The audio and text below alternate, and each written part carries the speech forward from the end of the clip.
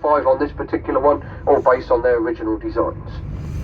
There's the Island Sailing Club, 6,000 members all around the globe, utilising their facilities and even their boats that they have here.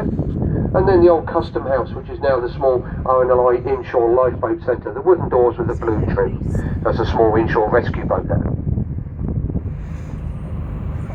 This is Victoria Parade here on the left, or West Cowes Parade, built during the days of Queen Victoria, so everybody could come down and enjoy the yachts and boats and the views here on the seafront.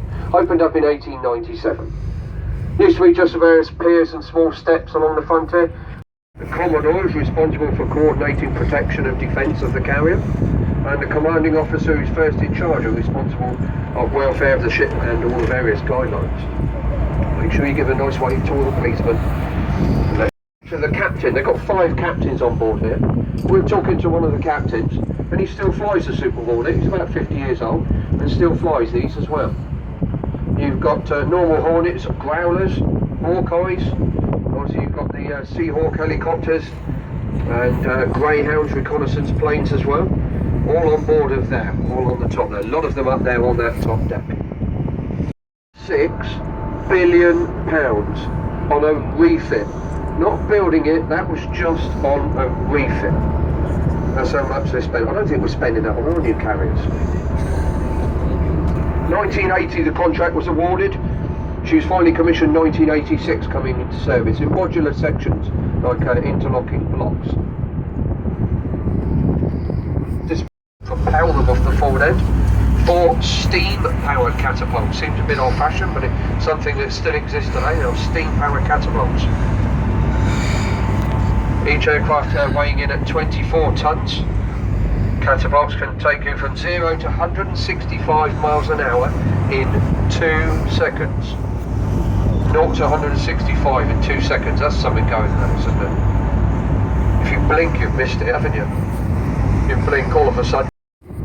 The various elevators on board, 4 high-speed aircraft elevators. I'll just talk to all of the coach drivers up here. About 5 seconds from the lower deck up to the top deck, this elevator took. Couldn't believe the speed it was going up.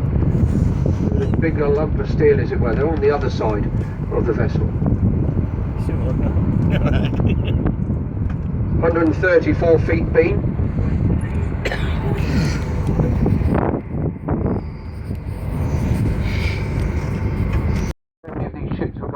So I might tell you some here, and I might have to tell it to you on the way back as well.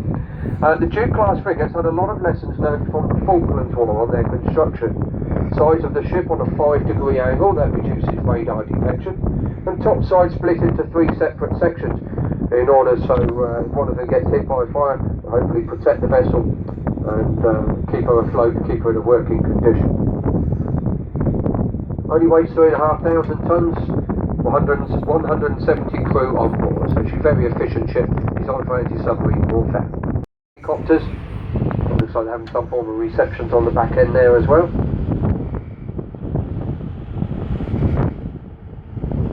She's named after our Prime Minister, obviously, Winston Churchill, and she's come from the same place as the Roosevelt, from Norfolk in Virginia. That's where they've come from, just about 2 weeks ago. Apparently they're going down towards the Mediterranean, but of course people on board, even the captain, wouldn't actually tell us where he's going, but we know they're heading off down towards the Med and the Gulf eventually. I had to take a bit of a wider swing around that one. There's 50 metre exclusions over around our ships, but 150 around this particular one, so we had to take the wider swing there.